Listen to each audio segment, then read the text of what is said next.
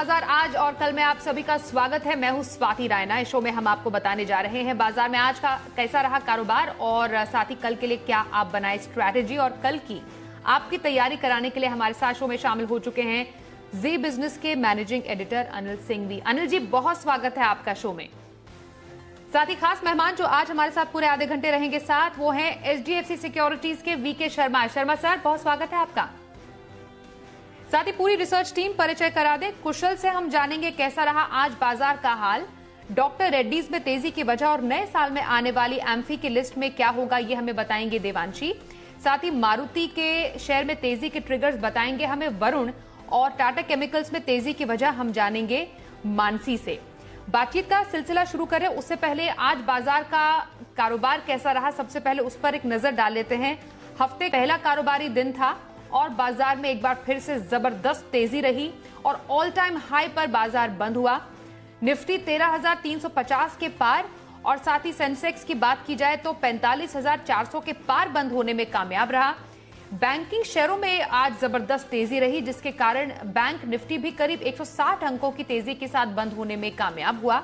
साथ ही ये भी जाने कि बाजार में चौतरफा खरीदारी के चलते बीएसई में लिस्टेड कंपनियों का कुल मार्केट कैप भी रिकॉर्ड स्तर पर पहुंच गया है। वहीं एफआईआईज और डीआईआईज के डेटा पर एक नजर डाल लेते हैं।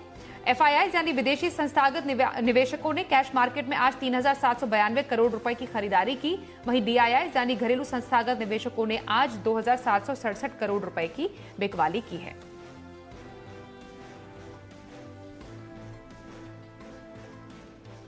और एडिटर्स टेक के लिए अनिल जी का रुख करते हैं। अनिल जी, बाजार की शानदार शुरुआत हुई, हफ्ते की शानदार शुरुआत को आप कैसे देखते हैं? भारतीय बाजारों के लिए एक और दमदार ट्रेडिंग सेशन जहां लगातार पांचवें दिन भारतीय बाजारों ने रिकॉर्ड बनाए। दुनिया भर के बाजारों से थोड़ी सुस्ती के संकेत थे आज सुबह सुबह, खासतौर से एशियाई बाजारों में और हांगकांग में कमजोरी थी। डाउ फ्यूचर्स लाल निशान में ट्रेड कर रहे थे। एसजेएक्स निफ्टी 770 अंकों की कमजोरी दिखा रहा था, लेकिन उसके विपरीत भारतीय बाजार खुले एकदम शांत और सपाट। उसके बाद काफी वक्त उन्होंने सीमित दायरे में बिताया, थोड़ा ऊपर थोड़ा नीचे। मिड सेशन तक ऐसे ही रहा कि मूड बना रहे हैं ऊपर जाना है नीचे, लेकिन मिड सेशन के बाद बहुत क्लियर कट मूड बनाया कि करनी है तेजी, और वो भी तब जबकि डाउ फ्यूचर्स कमजोर रहे। तो भारतीय बाजारों के बंद होने के वक्त डाउ फ्यूचर्स 125 अंक कमजोर थे, यूरोप सुस्त था, एशिया की कमजोर क्लोजिंग हुई। उसके बावजूद लगातार पांचवा दिन आज ऐसा था जहां क्लोजिंग बेसिस पर भारतीय बाजार लाइफ हाई पर पहुंचे, और लगातार तीसरा दिन ऐसा था जहां इंट्राडे में भारतीय बाजारों ने लाइफ टाइम हाई बनाया। निफ्टी में अब 13,366 ये है वो लेवल जो इतिहास में दर्ज हो चुका है अब तक के हाईएस्ट लेवल पर, और उससे सिर्फ 11 पॉइंट नीचे क्लोजिंग दिए 13,355 पर। ये बताता है ताकत। हफ्ते के पहले दिन एकदम दिन के हाईएस्ट लेवल पर बंद हुआ है निफ्टी। और सेंसेक्स आप देखिए अब तक का हाई बना है अब 45,458, और उसके बेहद करीब सेंसेक्स भी बंद होने में कामयाब रहा। बैंक निफ्टी ने जो शुक्रवार को 30,000 के ऊपर की क्लोजिंग दी, उसके बाद और मजबूती बनती हुई दिखी है। बैंक निफ्टी भी आज 30,200 के ऊपर बंद होने में कामयाब रहा। तो चौतरफा खरीदारी थी, लेकिन ये तो सिर्फ इंडेक्स है। एक्शन जो आज सबसे बड़ा और इस हफ्ते है वो है कैश के स्टॉक्स में। मिड कैप स्मॉल कैप शेयरों में एकदम पार्टी चल रही है, और वहां पर आप जो स्टॉक देखें 5%, 10%, 15%, और आज तो खबरें भी अच्छी थी। 300 स्टॉक से ज़्यादा ऐसे हैं जिनके सर्किट फिल्टर की लिमिट्स बदली है। ज़्यादातर की सर्किट फिल्टर की लिमिट बढ़ा दी है। कोई 5 से 10, 5 से 20, 10 से 20, इस तरह से सर्किट फिल्टर बढ़ गए, तो और ज़्यादा लोगों को डे ट्रेड करने का मौका मिल रहा है, और बस वहीं पर लोग एकदम फुल फ्लेज एक्शन में हैं। तो ग्लोबल मार्केट की सुस्ती का कोई खास असर नहीं। हमारे यहाँ टेक्निकली बाजार मजबूत है, रोज लाइफ हाई बन रहा है। एफआईएस की दमदार खरीदारी चल रही है। ग्लोबल मार्केट्स ठीक है, बहुत अच्छे नहीं, बहुत खराब नहीं, इनफैक्ट अच्छे ही माने जाएंगे। इन सब फैक्टर्स के चलते भारतीय बाजारों में एक और ऐतिहासिक ट्रेडिंग सेशन, हफ्ते की दमदार शुरुआत, लाइफ हाई पर आते हुए बाजार। जी अनिल जी, अब कल के लिए स्ट्रैटेजी क्या रहे और निफ्टी बैंक निफ्टी के अहम लेवल्स क्या होंगे ये हम आपसे समझेंगे थोड़ी देर में। उससे पहले आज जो हमने ऐतिहासिक लेवल पर देखा बाजार को, वहां पर सबसे ज्यादा मूवमेंट कहां देखने को मिली? सेक्टर स्पेसिफिक जानकारी के लिए सीधे हमारे सहयोगी कुशल का रुख करते हैं। कुशल, बाजार एट ऑल टाइम हाई एक बार फिर से हफ्ते की शानदार शुरुआत हुई, सबसे ज्यादा दमदार एक्शन कहां पर था? जी, तो कारोबारी हफ्ते के पहले दिन बाजारों में आज फिर से शानदार तेजी बनती हुई नजर आई। निफ्टी अगर आप देखें तो 13,350 के पार जाता हुआ नजर आया और यहां पर तेजी में सबसे मुख्य भूमिका जिसने निभाई थी वो था यूपीएल। आप देखिए 3-3.5% तक की तेजी यहां पर बनी। अदानी पोर्ट्स फ्राइडे को भी स्टार परफॉर्मर था और आज भी यहां पर जो है दूसरे पायदान पर यह आता हुआ नजर आया। भारतीय एयरटेल में लगातार तेजी बनी हुई है। वहीं निफ्टी में गिरने वाले शेयरों की सूची देखेंगे तो एसबीआई लाइफ जो है टॉप लूजर निकल कर आया। साथ ही अगर आप पीएसयू बैंक्स की बात करें तो यहां पर लगातार तेजी का रुझान बना हुआ है, जिसमें कैनरा बैंक 6-6.5% की तेजी के साथ टॉप गेनर निकल कर आया और एसबीआई जैसे स्टॉक जो है 270 के पार आज जाता हुआ नजर आया। साथ ही Bank of Baroda, Indian Bank जैसे में भी हमें तेजी देखने को मिली। वहीं एफएमसीजी काउंटर्स में एचयूएल ने आज फिर से तेजी का सिक्सर मारा और जहां पर अगर आप देखें तो 3 से 3.5% का इंट्राडे अपमूव इस स्टॉक में आता हुआ नजर आया। साथ ही आईटीसी और मैरिको जैसे स्टॉक्स में भी बढ़िया बढ़त बनती हुई नजर आई। फार्मा स्पेस की बात करेंगे तो यहां पर Glenmark pharma again out performer था।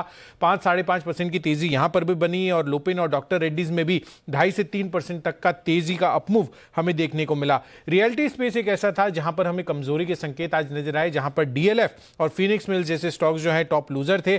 और अंत में जी के हिट कॉल्स की अगर आप बात करें तो वहां पर फार्मा स्पेस से आपको सन फार्मा, ग्लेनमार्क फार्मा, एफडीसी की राय दी गई थी, जहां पर बेहतरीन तेजी आज के दिन में बनती हुई नजर आई। बहुत शुक्रिया बाजार पर सेक्टर स्पेसिफिक जानकारी देने के लिए आपका कुशल। आज के एक्सपर्ट वीके शर्मा जी का रुख कर लेते हैं। शर्मा जी, हफ्ते की तो बहुत दमदार शुरुआत हुई है। आज के बाजार का जो ये कारोबार था उसका मेन हाईलाइट आप क्या समझते हैं इस तेजी का? और दूसरा सवाल वही होगा आपसे, कल की खरीदारी के लिए इंट्राडे पिक के लिए कौन सा आप स्टॉक रेकमेंड करेंगे और हफ्ते भर की खरीदारी के लिए कहां पर नजर रखी जाए? जी, मैं आपके सभी प्रश्नों का जवाब दूंगा। पहला जो आपने प्रश्न पूछा है मार्केट के बारे में, मैं समझता हूं कि ये तेजी जारी रहेगी बिकॉज ये हम जिक्र हर बार करते हैं कि इस वक्त सेक्टर रोटेशन चलता है। आज फार्मा अच्छा था, कल आईटी अच्छा होगा, कल कोई दूसरा सेक्टर अच्छा होगा, ये चलता रहेगा, तो ये बहुत अच्छा है। पर आम तौर पर घबरा जाते हैं लोग बाग, तो उनको ये बता दें कि जब कभी भी 2014 में या 2017 में जब मार्केट ने अपने हाई बना के जहाँ से गिरा था, तो वहाँ पे अगर हम एक चीज़ को देखें सिर्फ कि नए हाईज या 200 दिन के मूविंग एवरेज के ऊपर कितने स्टॉक थे, तो अगर हम BSE 500 या NSE 500 को देखें तो 88 और करीब 95% स्टॉक्स 200 मूविंग एवरेज के ऊपर थे। अभी तो महज 81% ऊपर है। तो निफ्टी तो काफ़ी बढ़ चुका है। निफ्टी के जो 50 स्टॉक हैं उनके अंदर 88% ऊपर हैं, लेकिन जो बाकी जो छोटे स्टॉक हैं, मतलब टोटल 500 के सिर्फ 81% है। तो बहुत जगह है। एक जो स्टॉक दिलाना है आपको एक दिन के लिए, तो उसका मैं चाहता हूं कि दीपक नाइट्रेट पे नज़र डाली जाए। ये करीब 855 पे क्लोज हुआ है। 840 रुपए का स्टॉप लॉस रखें और 890 का टारगेट रहेगा। ये करीब 4-5 दिन के एक साइडवेज करेक्शन के बाद अब ये स्टॉक धीरे से आगे निकला है। मैं समझता हूँ कि कल ये तेजी पकड़ेगा। और वीक भर की पोजीशन अगर किसी को लेनी हो तो मैं समझता हूँ कि जो एसेट मैनेजमेंट कंपनीज हैं, 2 ही हैं, और एसेंशियली जो प्योरली एसेट मैनेजमेंट कंपनीज हैं जो लिस्टेड एंटिटी में, तो उसके अंदर नैम इंडिया पे मैं बोल सकता हूँ। तो ये करीब 304 रुपये 50 पैसे भी बंद हुआ है। ये स्टॉक 297 रुपये का स्टॉप लॉस रखें, इसमें टारगेट रहेगा करीब 323 रुपये का। तो ये पोजिशनल ट्रेड आप रखें और जैसे जैसे भाव ऊपर जाए स्टॉप लॉस के ऊपर बढ़ाते जाइए और इस तेजी का आनंद उठाइए। जी, तो एक दिन की खरीदारी दीपक नाइट्राइट्स में करने की सलाह वीके शर्मा जी की, और हफ्ते भर की खरीदारी के लिए नैम इंडिया रेकमेंड किया है उन्होंने स्टॉक, जिसमें आप खरीदारी पोजिशनल व्यू के तौर पर कर सकते हैं। सर, आपसे बातचीत जारी रहेगी, लेकिन इस बीच देखना जरूरी है कि आज हेल्थ केयर जो स्टॉक्स थे वहां पर जबरदस्त तेजी देखने को मिली। खासतौर पर डॉक्टर रेड्डीज की बात की जाए तो लगातार तेजी जारी है इस शेयर में। इस साल दरअसल कंपनी का शेयर अब तक 75% तक का उछाल भी देख चुका है। डॉक्टर रेड्डीज की दमदार सेहत का क्या राज है, थोड़ा और डिटेल में समझते हैं हमारे सहयोगी देवांशी आशर से। देवांशी, जरा बताएं डॉक्टर रेड्डीज में दमदार तेजी की वजह। डॉक्टर रेड्डी के शेयर में लगातार कई दिनों से तेजी बनती हुई दिख रही है, लेकिन आज के दिन में हमने देखा 5100 के लेवल्स के ऊपर लगातार ये स्टॉक ट्रेड करता हुआ दिखा था। अब इसकी वजह यह है कि सूत्रों के मुताबिक कंपनी जल्द ही अपनी जो कार्डियो दवा है वेस्केपा ये लॉन्च करती हुई दिखेगी और ये कंपनी के लिए काफी अहम दवा बनती हुई दिख रही है। अगस्त में ही हमने देखा था इस कंपनी को मंजूरी मिल चुकी था इस दवा के लिए और आने वाले समय में कंपनी इस दवा को लॉन्च करती हुई दिखेगी। अगर ये दवा को लॉन्च करती है कंपनी तो इससे इनकी जो ईपीएस है उसमें करीब 4 से 5 रुपए प्रति शेयर की बढ़त देखने मिल सकती है। आई मार्जिन दोनों में बढ़त देखने का ही अनुमान लगाया जा रहा है और एनालिस्ट काफी पॉजिटिव भी बनते हुए दिख रहे हैं। इस दवा की ज्यादा कंपटीशन नहीं है इसलिए भी ये काफी पॉजिटिव है। और साथ ही आप देखिए डॉक्टर रेड्डीज के अलावा टेवा हिकम ये 2 कंपनीज हैं जो इस दवा को बनाती है क्योंकि काफी कॉम्प्लेक्स दवा है। इसके अलावा अगर आप देखें तो FY21 में कंपनी का ये कहना है कि यूएस में ही 30 से ज्यादा नए प्रोडक्ट्स लॉन्च करने की कंपनी की योजना है। उसमें भी काफी अहम प्रोडक्ट्स हैं जो कंपनी के लिए काफी फायदेमंद होंगे, जैसे कि रेवलिमिड और कोपेक्सॉन की जो जेनरिक वर्जन है वो कंपनी लॉन्च करती हुई दिखेगी और इससे भी कंपनी को आने वाले समय में फायदा होता हुआ दिखेगा। एनालिस्ट का ये मानना है कि FY26 तक अगर ये जल्दी लॉन्च हो जाती है रेवलिमिड तो करीब 250 से 260 रुपए प्रति शेयर का जो फायदा है वो होता हुआ दिख सकता है इस लॉन्च से। तो ये काफी अहम लॉन्च है जिस पर बाजार की नजर टिकी हुई है। इसके अलावा भी हमने देखा कंपनी लगातार अधिग्रहण कर रही है। कई पोर्टफोलियोज हैं जो कि कंपनी ने कई कंपनी से खरीदे हैं। हाल ही में ग्लेनमार्क से कंपनी ने कई जो प्रोडक्ट्स या पोर्टफोलियोज हैं वो खरीदे थे जिसका फायदा आने वाले समय में मिलता हुआ दिखेगा। और इसके अलावा भी आप देखिए जो वैक्सीन आती हुई दिखेगी कहीं ना कहीं एक सेंटिमेंटल बूस्टर जरूर होता हुआ दिख रहा है। लेकिन आज की खबर के चलते हमने देखा ये जो गेन्स हैं वो आज के दिन में आते हुए दिखे थे डॉक्टर रेड्डीज पर। लेकिन अगर आप YTD गेन्स देखें यानी कि जनवरी से लेकर अब तक तो करीब 75% से ज्यादा की तेजी ऑलरेडी डॉक्टर रेड्डीज दिखा चुकी है। शुक्रिया देवांशी इस पूरी खबर पर और ज्यादा डिटेल्स देने के लिए। क्विक रिएक्शन हम शर्मा सर आपसे लेते हैं। फार्मा स्टॉक्स के लिए अच्छा टाइम चल रहा है, कोई फेवरेट शेयर आपका इसमें से? जी, एक तो मैं ऑप्शन के लिए बताने वाला हूं ग्लेनमार्क और ये स्टॉक मेरे पास है भी। और उसके अलावा मैं समझता हूं कि डॉक्टर रेड्डीज या फिर कोई भी एक जो स्टॉक फार्मा का पकड़ के बैठे रहिए। ये पूरा सेक्टर अच्छा इसलिए करेगा क्योंकि इसके अंदर जो कैपेक्स जिन लोगों ने कर लिया है, क्रॉस ब्लॉक जिन लोगों का बढ़ गया है और उसके जो फायदे हैं अभी होंगे। तो अगर आप सेल्स टू उनका टर्नओवर रेशियो देखें तो जिनकी अभी कम है उनकी आगे चल के काफ़ी प्रॉफिटेबिलिटी बढ़ेगी। इस बात पे ध्यान रखिए, ये एक मुद्दा है जो आप देख सकते हैं। सेक्टर के लिए मैं बहुत ही पॉजिटिव हूँ और 2015 के बाद अभी उन्होंने अपने हाइज को इस बार इन्होंने लीड किया था रैली को फार्मा ने। और ये मैं समझता हूँ कि ये एक मौसम का मेंढक नहीं है, या कम से कम 3 साल ये तेजी चलनी चाहिए। जी चलिए, फार्मा सेक्टर पर काफी पॉजिटिव रुख रखते हुए हमारे आज के एक्सपर्ट आगे बढ़ते हैं अगली खबर की ओर। एसोसिएशन ऑफ म्यूचुअल फंड्स यानी एम्फी 5 जनवरी को अपनी नई लिस्ट जारी कर सकती है। इस लिस्ट में कई बदलाव भी संभावित है और यस बैंक समेत 5 शेयरों में बड़े बदलाव किए जा सकते हैं। और क्या खास हो सकता है लिस्ट में? देवांशी आपका एक बार फिर से रुख हम कर रहे हैं, एम्फी की इस लिस्ट में क्या कुछ है बदलाव में? जी बिल्कुल, आप देखिए म्यूचुअल फंड की कैटेगरी में कई शेयर्स में बदलाव होते हुए दिखेंगे और जो फाइनल लिस्ट है वो 5 जनवरी तक आती हुई दिखेगी। ICICI सिक्योरिटीज की तरफ से रिपोर्ट जारी होती हुई दिखी है जिनके मुताबिक जो कैटेगरीज हैं उनमें जो बदलाव होते हुए दिखेंगे शेयर्स में वो लिस्ट जारी होती हुई दिखी है। और उनके मुताबिक जो स्टॉक्स हैं जो कि स्मॉल कैप जो कि मिड कैप में है और लार्ज कैप में शिफ्ट होते हुए दिखेंगे वो करीब 4 से 5 है और स्मॉल कैप कैटेगरी और मिड कैप कैटेगरी में करीब 11 से 12 स्टॉक्स में बदलाव होते हुए दिखेंगे। पिछले 6 महीने में जो मार्केट कैप में बदलाव होते हुए दिखे हैं उस हिसाब से ये चेंजेस होते हुए दिखेंगे। और ICICI सिक्योरिटीज के हिसाब से कई ऐसे स्टॉक्स हैं जो कि मिड कैप कैटेगरीज में थे जो अब बढ़कर लार्ज कैप कैटेगरीज में आते हुए दिखेंगे और उसमें yes bank, Adani enterprise, PI industries, Hindustan aeronautics और साथ ही जुबिलेंट फूड शामिल होते हुए दिखेंगे। जो कैटेगरी फिलहाल लार्ज कैप की है लेकिन वहां से स्टॉक्स फिसल के मिड कैप में आ सकते हैं उसमें United Breweries, Concord, GIC, Bank of Baroda, MRF जैसे स्टॉक्स शामिल होते हुए दिख रहे हैं। और साथ ही जो कि फिलहाल स्मॉल कैप में है लेकिन अब वो बढ़कर मिड कैप कैटेगरी में आ सकते हैं उनके मार्केट कैप की वजह से, उसमें Laurus Labs, India Mart, Navin Fluoro, Dixon Tech, साथ ही AstraZeneca, Deepak Nitrite, Bombay Burmah, Suven Pharma, Granules India जैसे स्टॉक्स शामिल होते हुए दिखेंगे। और साथ ही आप देखिए जो लिस्ट मिड कैप में है फिलहाल, लेकिन वो अब फिसल के स्मॉल कैप कैटेगरी में आ सकती है क्योंकि मार्केट कैप में कमी आती हुई दिखी है।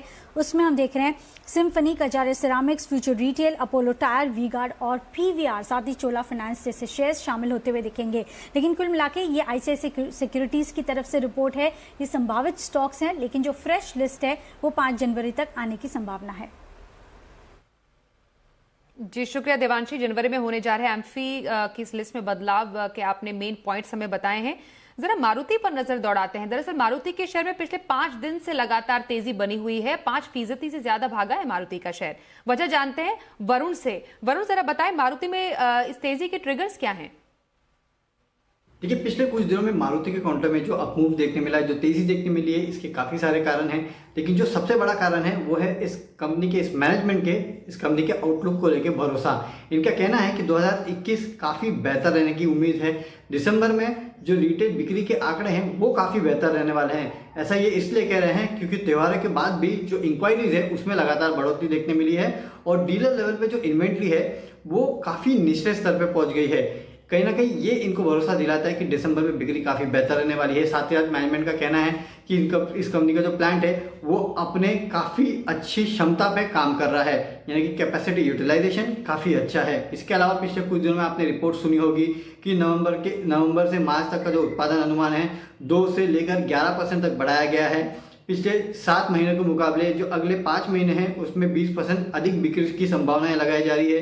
जनवरी मार्च 2021 में पेंटअप डिमांड जो है वो जारी रहने का अनुमान लगाया जा रहा है और मुंबई, चेन्नई, अहमदाबाद जैसे इलाकों में इस कंपनी ने सब्सक्राइबर मॉडल जो है वो लॉन्च किया है। तो काफ़ी सारे पॉजिटिव डेवलपमेंट्स हुए पिछले कुछ समय में इस कंपनी को लेके और इसके लिए आप देख रहे हैं कि लगातार स्टॉक में तेजी देखने मिल रही है और इस तरह का दिग्गज जो है इस तरह के मूव दिखा रहा है। शुक्रिया वरुण इस जानकारी के लिए। सिर्फ मारुति सुजुकी ही नहीं बल्कि हम टाटा केमिकल्स को भी देखें तो यहां पर भी काफी अच्छी रफ्तार हमें देखने को मिल रही है। महज 1 महीने के भीतर टाटा केमिकल्स का शेयर 63% तक चढ़ा है। जरा इसकी जानकारी लेते हैं हमारी सहयोगी मानसी से। मानसी, टाटा केमिकल्स में तेजी किन वजहों से है? जी बिल्कुल, देखिए टाटा केमिकल्स में लगातार कई दिनों से अच्छा एक्शन देखने को मिल रहा है। अगर पिछले 5 ट्रेडिंग सेशन को समझने की कोशिश करें, स्टॉक में करीब 30 से लेकर 31% तक की तेजी देखी जा चुकी है और महज एक महीने में 63% तक का जंप इस स्टॉक ने देखा है। काफी ज्यादा गेनिंग मोमेंटम है और कई सारी वजह है इसके पीछे। सबसे पहले तो प्रमोटर का जो भरोसा है वो कंपनी पर कायम है और इसी के चलते हम देख रहे हैं कि एक्शन है। ताजा खबर ये है कि टाटा सन्स ने अतिरिक्त 25,71,000 शेयर 471 रुपये 88 पैसे के दाम पर खरीदे हैं। ताजा खबर है, ताजा अपडेट है जिसके चलते एक्शन है। साथ ही घरेलू बाजार में मांग वापस लौटने की भी संभावना है, उम्मीद है पूरी। इसी के चलते एक एक्शन हम देख रहे हैं। जिसके साथ ही इनके स्पेशलिटी कारोबार मजबूत है। क्रॉप प्रोटेक्शन में भी अच्छी पकड़ है। इनकी सब्सिडरी रैलिस इंडिया के जरिए क्रॉप प्रोटेक्शन में मजबूती देखने को मिल रही है। सोडा ऐश सोडियम बाइकार्बोनेट की मांग बढ़ती दिखी है जिसके चलते कंपनी के कारोबार को फायदा मिला है। इतना ही नहीं, डिटर्जेंट और ऑटोमोटिव इंडस्ट्री से भी कंपनी को काफी हद तक सपोर्ट मिलता हुआ दिख रहा है। इनकी मैनेजमेंट कमेंट्री को अगर समझने की कोशिश करें, उनका मानना है कि एंटी डंपिंग ड्यूटी से भारतीय कारोबार में मजबूती दिखेगी। मार्च 2021 तक घरेलू कारोबार पटरी पर आने की उम्मीद है। विदेशी कारोबार में रिकवरी की अब भी जरूरत है और कंटेनर ग्लास सेगमेंट की अगर बात करें, वहां पर अच्छी रिकवरी देखने को मिल रही है। साथ ही चीन से कॉम्पिटिशन कम होने से कंपनी को काफी हद तक फायदा मिल रहा है। तो ये तमाम फैक्टर्स हैं जिसके चलते टाटा केमिकल्स में अच्छी बढ़त के साथ शानदार एक्शन हम कई दिनों से देख रहे हैं। शुक्रिया मानसी आपका टाटा केमिकल्स में तेजी की वजह बताने के लिए। चलिए अब शो में देखते हैं शर्मा जी का ऑप्शन।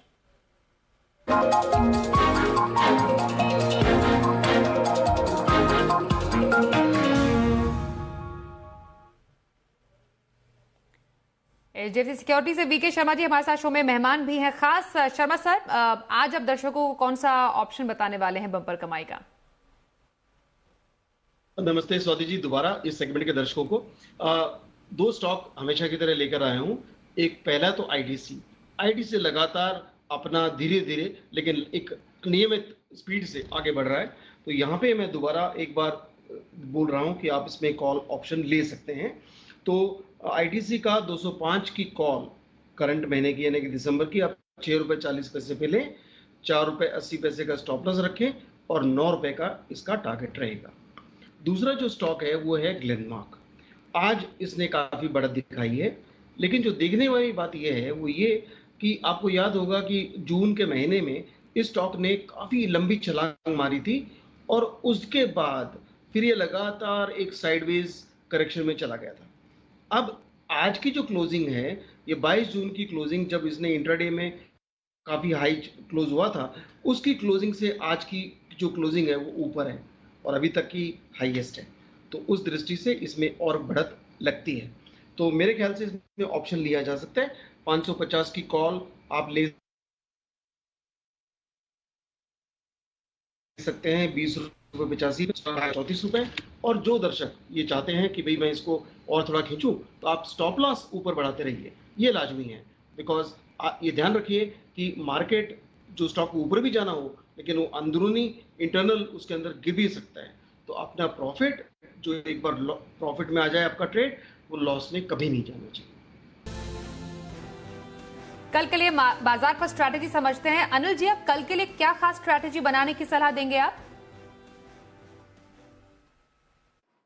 जहां तक कल के बाजारों का सवाल है, डेफिनेटली संकेत अमेरिकी बाजारों से आपको लेने होंगे। स्पेशली जब अमेरिकी बाजार 125 पॉइंट नीचे डाउ फ्यूचर्स पर ट्रेड कर रहे हो, तो ये देखना इंटरेस्टिंग होगा कि रात को अमेरिका में ट्रेड किस तरह का होता है, फिर कल सुबह डाउ फ्यूचर्स के क्या हाल होते हैं। एशियाई बाजारों की कमजोरी का कोई खास फर्क भारतीय बाजारों पर पड़ता नहीं, जो आज भी आपने देखा। लेकिन हाँ, अमेरिका के फ्यूचर्स, अमेरिका के मार्केट थोड़ा हम पर असर डालते हैं। तो ओपनिंग वहां से होगी, उसके बाद भारतीय बाजार अपनी ताकत पर बढ़ेंगे। और ताकत कैसे दिखेगी? 13,150, 13,250। अब ये 100 पॉइंट की रेंज कल के लिए बाजार पर मजबूत सपोर्ट के तौर पर काम करेगी, पहली बात। और अगर बैंक निफ्टी पर आप देखें तो 29,800 से 30,000, ये 200 पॉइंट की रेंज मान सकते हैं। 29,800 से 30,000, ये 200 पॉइंट की रेंज मजबूत सपोर्ट का काम करेगी। ऊपर कितना जा सकते हैं? देखिए, वैसे तो लाइफ टाइम हाई पर निफ्टी ट्रेड कर रहा है, तो ऊपर के लेवल तो कुछ भी बन सकते हैं। लेकिन फिर भी आपकी जानकारी के लिए, ऊपर का लेवल पहला छोटा सा 30,450 के आसपास का है, जो ज़्यादा दूर नहीं है। थोड़े से ऊपर के लेवल की बात करते हैं, 30,625, 30,825, ये ऊपर के टारगेट बैंक निफ्टी में बनेंगे आपके लिए। और निफ्टी में 13,400 पार होते ही 13,500 के आसपास के टारगेट, जहां पर कॉल्स में हाईएस्ट ओपन इंटरेस्ट है, वहां तक के टारगेट निफ्टी पर बनते हैं। तो ओवरऑल मजबूती का रुझान है, बाजार और तेजी से आगे बढ़ने को तैयार है। आपको सिर्फ इतना करना है, पहला, कैश मार्केट के स्टॉक्स में पूरा फोकस करें। दूसरा, जितना ज़्यादा आप इंट्राडे में ट्रेड कर पाएँ उतना बढ़िया। और तीसरा, आप अपना स्टॉप लॉस स्ट्रिक्ट लगा कर रखें। ये तो बात हुई ट्रेडर्स के लिए। इन्वेस्टर्स का जहाँ तक सवाल है, अब धीमे धीमे आपके लिए वक्त आएगा जहाँ आप प्रॉफिट बुकिंग थोड़ी थोड़ी करना शुरू कर सकते हैं, अगर आपकी सही लेवल पर एंट्री हुई है। हाँ, लेकिन अगर आप शॉर्ट टर्म इन्वेस्टर हैं और जल्दी ट्रेड करना जानते हैं, फटाफट प्रॉफिट लेना जानते हैं, तो कैश मार्केट के स्टॉक्स में अब भी 2-3 दिन ऐसा है कि और बड़े मूव आ सकते हैं। और जनरली होता ही है कि कैश मार्केट के स्टॉक्स जब मूव में आते हैं, जब एक्शन में आते हैं, जब भागते हैं, तो दिन में 10-15%, हफ्ते में 25-30-40% बढ़ जाते हैं। तो वो मौका आपको खोना नहीं है, वो ध्यान में रखिए। बाकी ओवरऑल ट्रेंड, मूड, माहौल, सेंटिमेंट सब कुछ परफेक्ट है। जी, शुक्रिया अनिल जी, कल के लिए स्ट्रैटेजी बताने के लिए। Sharma sir, long term strategy कहां रखने की सलाह देंगे आप आज? जी, लॉन्ग टर्म स्ट्रेटजी तो उसके लिए वापस हमको एक पीएसयू में आना पड़ेगा, और उस पीएसयू का नाम है कोल इंडिया। ये कंपनी, अगर हम इंडिविजुअल बेसिस पे देखें, तो दुनिया की सबसे बड़ी अकेली कोल कंपनी है, सिंगल प्रोड्यूसर। और ये नेट लेवल के ऊपर डेट फ्री है। तो अगर, क्योंकि इनके अंदर करीब डेट है 6,500 करोड़ का, वो एसेंशली बिकॉज सब्सिडीज को पैसा चाहिए था उसके लिए, तो वो डेट है। लेकिन उसके पास अगर हम टोटल देखें तो 28,000 करोड़ रुपए का कैश है कंपनी, नेट लेवल पे कोई इशू नहीं है। तो यहाँ पे इसका प्रोडक्शन धीरे धीरे बढ़ रहा है। 27 रुपए की अर्निंग पर शेयर 2020, और करीब 2022 की अर्निंग पर शेयर करीब रहेगी 30 रुपये 20 पैसे जैसी। तो खास बढ़त नहीं है। लेकिन क्या अच्छा है कि ये कंपनी अच्छा खासा डिविडेंड देती है। तो 12 रुपये का डिविडेंड इसने दिया था पिछले साल। तो अगर वो डिविडेंड अगर हम समझें तो करीब 8.5% का करंट भाव के ऊपर है। और अगर बाय चांस ये 136 रुपये 80 पैसे पे जो स्टॉक है, अगर 120 तक चला जाए तो आपकी यील्ड आती है 10% की। तो ये ऐसा स्टॉक है जिसको आप भी ले सकते हैं और नीचे भी बाकायदा इकट्ठा कर सकते हैं। एक दूसरी, लेकिन ये ध्यान रखना चाहिए क्योंकि ये डिविडेंड यील्ड स्टॉक है, तो इसके अंदर अगर आपको कभी भी 20% के रिटर्न मिल जाए तो स्वाहा बोलिए, प्रॉफिट घर में लाइए और इंतजार कीजिए नीचे गिरेगा तो मेरा टारगेट यहाँ से सिर्फ 20% का है, जो करीब 165 का टारगेट है। अगर नीचे गिरेगा तो बहुत अच्छी बात है, वहाँ से भी ले सकते हैं। तो कुल मिला के एक ऐसा जहां पे एफडी से बेहतरीन रिटर्न, और क्योंकि सरकार का मेजॉरिटी इंटरेस्ट है इसके अंदर, 66% प्रेसिडेंट ऑफ इंडिया की इसमें शेयर होल्डिंग है, तो ऑब्वियसली डिविडेंड का किसी प्रकार से आपको कोई दिक्कत नहीं है। और ऐसे इंस्टेंसेस भी हैं जहाँ पे कोल इंडिया ने अपने रिजर्व्स में से डिविडेंड दिया है, अगर उस साल के प्रॉफिट उपयुक्त अगर उस मात्रा में नहीं है कि डिविडेंड दिया जा सके तो हर तरह से अच्छी कंपनी। जी, कोल इंडिया में लंबी अवधि की खरीदारी करने की सलाह हमारे आज के एक्सपर्ट वीके शर्मा जी की। चलिए अब देखते हैं कल का ऑप्शन।